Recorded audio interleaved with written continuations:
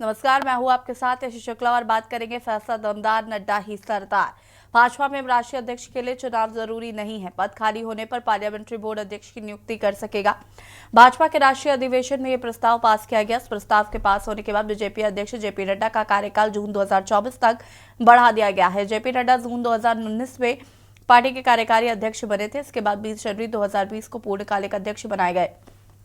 JP Nadda के अध्यक्ष का कार्यकाल जून 2024 तक बढ़ाने के संसदीय बोर्ड के पिछले साल के फैसले का बीजेपी राष्ट्रीय परिषद ने अनुमोदन कर दिया है। साथ ही जेपी नड्डा को बड़े फैसले लेने के भी अधिकृत किया गया है, जिसका अप्रूवल बाद में संसदीय बोर्ड से लिया जा सकता है।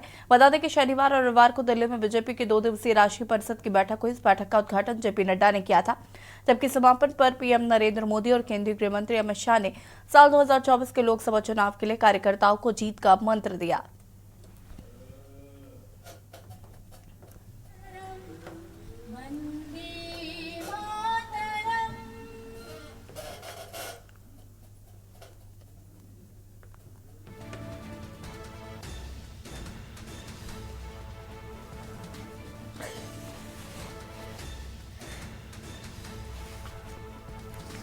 राष्ट्रीय परिषद ने दिया बड़ा अधिकार, जेपी नड्डा ही रहेंगे राष्ट्रीय अध्यक्ष।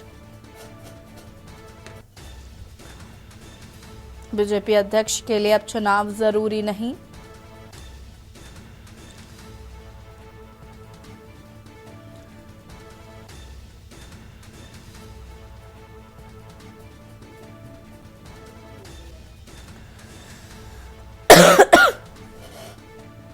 राष्ट्रीय परिषद ने दिया बड़ा अधिकार, बीजेपी अध्यक्ष के लिए अब चुनाव जरूरी नहीं।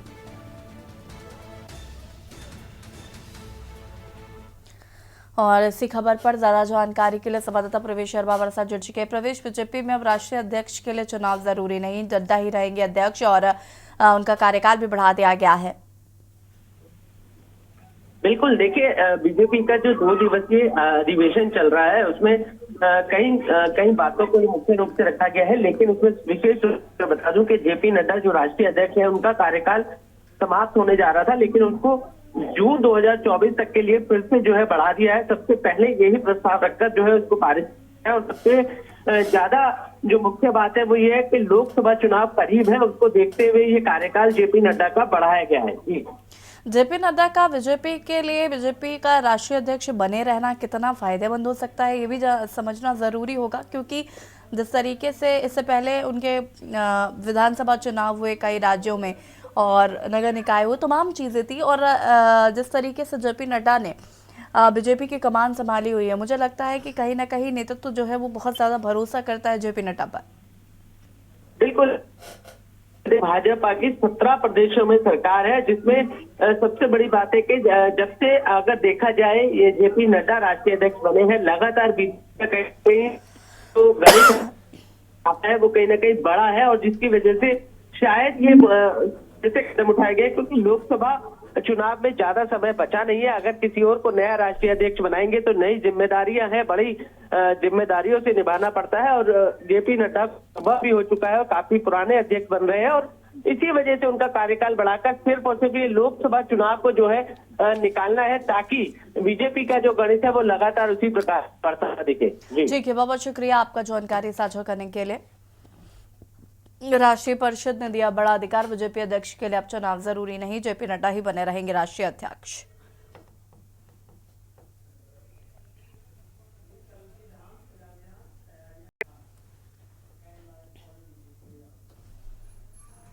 और श्री कल्की धाम शिलान्यास तैयारियां खास। प्रधानमंत्री मोदी 19 फरवरी को संभल जिले के दौरे पर रहेंगे। वो इंचोड़ा कम्बो स्थित श्री कल्की धाम के शिलान्यास समारोह में 1 घंटे रहेंगे। बता दें कि पीएम मोदी सोमवार सुबह 10:30 बजे हेलीकॉप्टर से सीधे इंचोड़ा कम्बो पहुंचेंगे। श्री कल्की धाम के पीठाधीश्वर आचार्य प्रमोद कृष्णम ने पिछले दिनों दिल्ली में प्रधानमंत्री को समारोह का न्योता दिया था। पीएम ने निमंत्रण स्वीकारते हुए समारोह में शामिल होने के प्रति आश्वस्त किया था। इसके बाद से प्रशासनिक अफसर लगातार वहां की तैयारियों की निगरानी कर रहे हैं। उधर इंचोड़ा कम्बो में स्थित श्री कल्की धाम के शिलान्यास को लेकर राष्ट्रपति द्रौपदी मुर्मू ने शुभकामनाएं दी हैं। इसके लिए कल्की धाम के पीठाधीश्वर आचार्य प्रमोद कृष्ण ने राष्ट्रपति का आभार जताया है। और इसी खबर पर ज्यादा जानकारी के लिए संवाददाता रईस अलवे हमारे साथ जुड़ चुके हैं। क्या कुछ जानकारी है जिस तरीके से प्रधानमंत्री को यहाँ पर आकर उद्घाटन करना है, तैयारियों का क्या कुछ लेकर जानकारी है? देखिए, मैं बिल्कुल आपको बताना चाहूंगा, जनपद संभल के ये चौड़ा कंबो यानी कि कलगी धाम का ये पूरा मामला है। यहाँ पर देश के प्रधानमंत्री श्री नरेंद्र मोदी का यह कार्यक्रम है। यहाँ पर जो 19 फरवरी के लिए देश के प्रधानमंत्री नरेंद्र मोदी जी आएंगे और सबसे पहले वो वहाँ पर जो है कलगी धाम का जो शिलान्यास है वो करेंगे, उसकी नींव रखी जाएगी। उसके पश्चात जो है वहाँ पर लोगों को संबोधित करेंगे और अपनी विचार को रखा जाएगा। उसी दौरान करीब 1 लाख से अधिक के लोगों की आने की वहाँ पर सूचना है। साथ ही साथ 20 से लगभग 20 से 25 हजार जो साधु संत है उनकी भी आने की सूचना है। साथ ही साथ यूपी के मुख्यमंत्री भी आएंगे और अन्य जो राज्य हैं और उनके भी मुख्यमंत्री के आने की सूचना है और राज्यपालों की भी आने की सूचना है। इसमें जो है भारी मात्रा में जो है फोर्स तैनात की गई है। 80 उप पुलिस अधीक्षक लगाए गए हैं, 5 पुलिस अधीक्षक हैं और 48 अपर पुलिस अधीक्षक लगाए गए हैं। भारी तादाद में पुलिस बल तैनात रहेगा और 5 किलोमीटर दबाव में जो है सुरक्षा बल के तैनात कर दिए गए हैं। किसी प्रकार कोई भी वहाँ पर जो है नोटिस जोन जो होते हैं बोलते हैं उसको वहाँ पर लगा दिया गया है। जी ठीक है, बहुत बहुत शुक्रिया आपका जानकारी साझा करने के लिए। और बता दें कि मोदी का कल संभल दौरा है और यहाँ पर कार्यक्रम को लेकर सभी तैयारियां पूरी कर ली गई।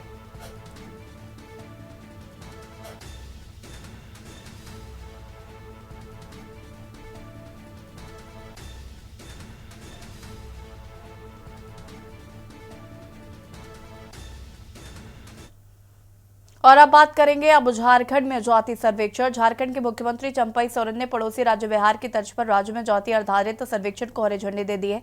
बताया जा रहा है कि मुख्यमंत्री ने कार्मिक विभाग को एक मसौदा तैयार करने और इसे मंजूरी के लिए मंत्रिमंडल के समक्ष रखने का निर्देश दिया है। उन्होंने कहा कि अगर सब कुछ योजना के मुताबिक रहा तो लोकसभा चुनाव के बाद कवायद शुरू हो जाएगी। सर्वेक्षण का संकेत देते हुए मुख्यमंत्री ने एक्स पर पोस्ट किया, जिसकी जितनी संख्या भारी उसकी उतनी हिस्सेदारी झारखंड तैयार है।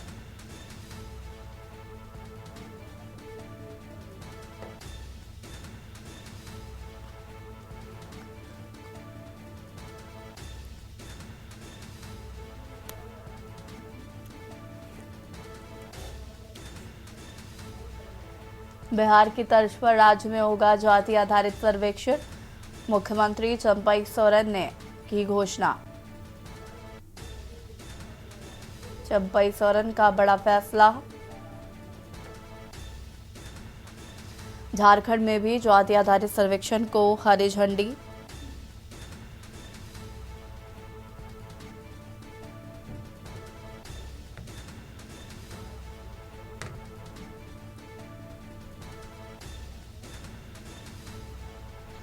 चंपई सोरेन का बड़ा फैसला, बिहार की तर्ज पर ही होगा जाति आधारित सर्वेक्षण झारखंड में भी, और उसको हरी झंडी दिखाई है मुख्यमंत्री चंपई सोरेन ने।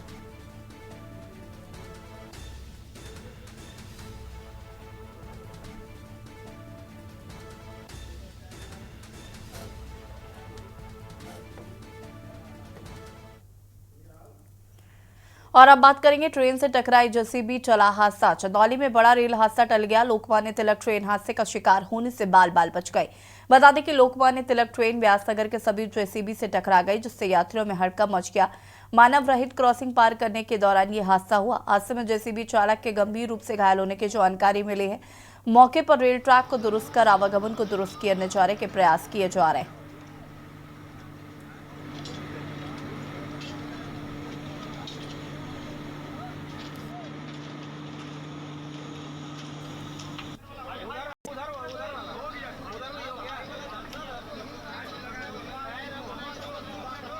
हादसे में जेसीबी चालक गंभीर रूप से घायल।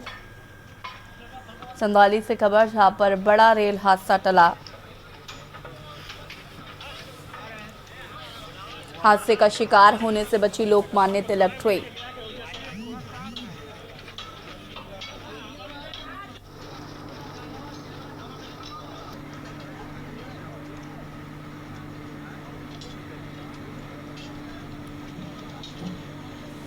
मानव रहित क्रॉसिंग पार करते समय हुआ हादसा।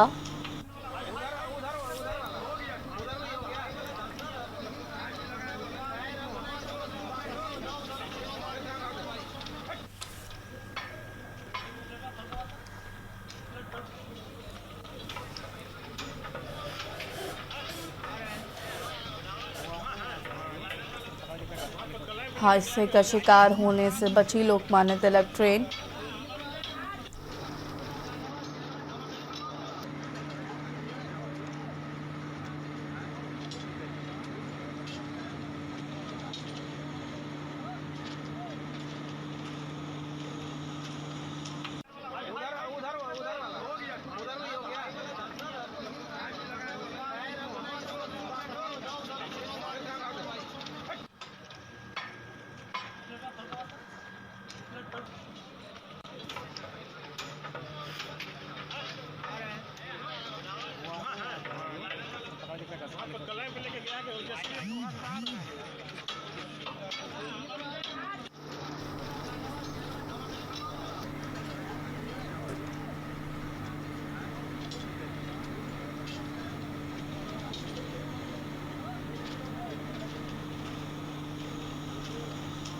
हादसे में जेसीबी चालक गंभीर रूप से घायल।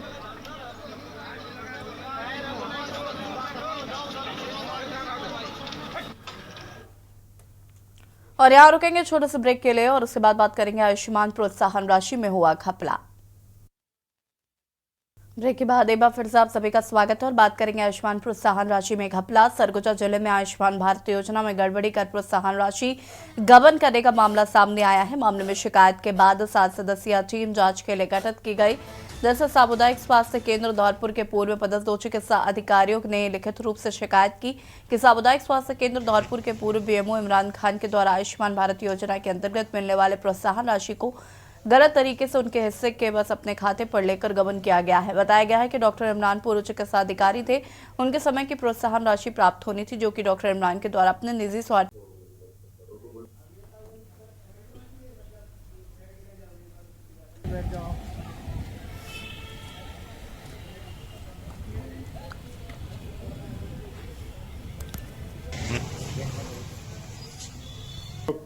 शिकायत आई थी डॉक्टर रोशन निकुंज और डॉक्टर दीपक बावरा जो पूर्व चिकित्सा अधिकारी प्राथमिक स्वास्थ्य केंद्र धौलपुर में पदस्थ थे।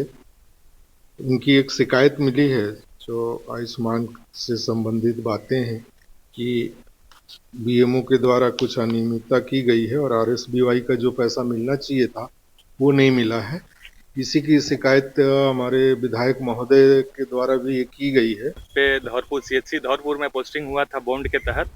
तो जून 2019 से जून 2021 तक तो पीएचसी लुंड्रा में मैं 3 महीने के लिए मुझे अटैच किया गया था। तो उस समय में जो भी स्मार्ट कार्ड जो भी ब्लॉक हुए होंगे उनका आज दिनांक तक एंट्री नहीं हुआ है, उसका पैसा नहीं मिला है। तो इस संबंध में हम लोग सीएमओ को एक लेटर दिए हैं, उसे जांच टीम गठित किया गया है और उसमें फिर जांच के बाद आगे का होगा।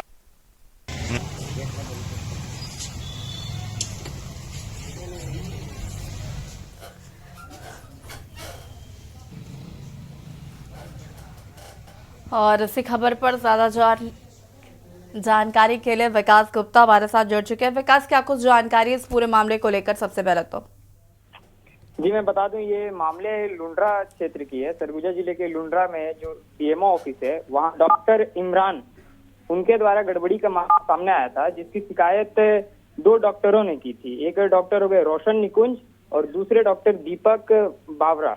ये दोनों ने शिकायत सीएमओ के यहाँ पहले किया था। तो कुछ दिनों तक कार्रवाई नहीं की गई। उसके बाद तहस होके फिर उन्होंने विधायक के वहां लुंड्रा के विधायक के शिकायत दिया और कार्रवाई की मांग की। उसके बाद सीएमओ यहाँ से एक टीम गठित कर दी गई है जिसमें कि अभी जांच चालू हो गई है। बिल्कुल, अगर हम बात करें विकास इस पूरे मामले पर, क्योंकि एक और जहां पर कहा जाता है कि प्रधानमंत्री खाते में पैसे आते हैं, तो फिर ये किस तरीके से गबन किया जा रहा है पैसा? मैम क्या आयुष्मान भारत योजना का जो पैसा था वो आता था और यहाँ जो कुछ काम करते हैं जो हॉस्पिटल में उन लोग को जो डेली बेस में जो है कलेक्टर दर जिसको बोला जाता है और एक होता है डेली बेसिस। तो डेली बेसिस वाले लोग उन लोग को मिलता था और कुछ जीवन दीप समितियां काम करती हैं उसके अंडर में। तो उन लोग का जो आयुष्मान का जो पैसा उन लोग को मिलता था, फिर डॉक्टरों को मिलता था आयुष्मान का पैसा। तो आयुष्मान का पैसा जो आता था खाते में, तो खाते में पैसा आता था, लेकिन जो उसके मेन देखते थे जैसे बीएमओ, तो वो क्या पैसे को सही से वितरण ना करते थे, कुछ डॉक्टरों को परसेंटेज वाइज दिया जाता था। तो परसेंटेज में गड़बड़ी ठीक किया है गया है। विकास, अब इस पर आगे क्या प्रतिक्रिया है, किस तरीके से इस मामले में छानबीन की जा रही है और क्या महज खारापूर्ति करने की कोशिश की जा रही है या वाकई इस पर काम किया जा रहा है? मैम अभी तो शिकायत होने के बाद जब विधायक जी को शिकायत दिए थे कार्ती के द्वारा, उसके बाद सीएमओ द्वारा टीम गठित करके जांच किया जा रहा है। अब कुछ दिन और हो जाए मैम, उसके बाद पता चले कि जांच सही तरीके से हुई या गलत, उसके बाद ठीक क्या है, आरोप लगते जिनके हैं, साथ उस बात धांधली पर। हुई है या जिनको पैसा नहीं दिया गया उनकी तरफ से कुछ रिएक्शन आए हैं क्या? नहीं अभी नहीं आई है, अभी केवल एक बाइट आई है। हाँ, उसमें उन्होंने विधायक महोदय को सौंपा है ज्ञापन और कार्रवाई की मांग की है। ठीक है विकास, अगर हम बात करें तो जो डॉक्टर इमरान खान की बात कही जा रही है, अगर उनको उनका इससे पहले का जो भी कार्यकाल रहा है उसमें उनके ऊपर इस तरीके की शिकायत क्या पहले से कभी की गई थी? जी नहीं, इससे पहले इस तरीके से शिकायत तो नहीं हुई थी, और अंदर ही अंदर अगर कुछ चल भी रही होगी तो वो जानकारी किसी को थी नहीं। ये शिकायत पहली बार हुई है उनके खिलाफ। ठीक है विकास, बहुत बहुत शुक्रिया आपका तमाम जानकारी साझा करने के लिए।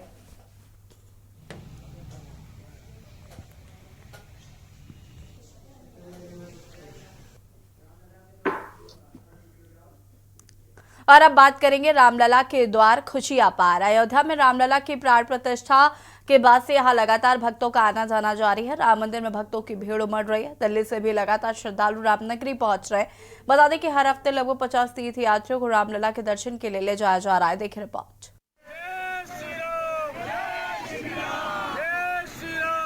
पिछले महीने अयोध्या में रामलला की प्राण प्रतिष्ठा के बाद से ही राम मंदिर में लगातार भक्तों की भीड़ उमड़ रही है। दिल्ली से भी लगातार श्रद्धालु रामनगरी पहुंच रहे हैं। दिल्ली से वरिष्ठ नागरिकों के लिए एक मुफ्त बस चलाई जा रही है। इसमें हर हफ्ते लगभग 50 तीर्थ यात्रियों को रामलला के दर्शन के लिए ले जाया जाता है।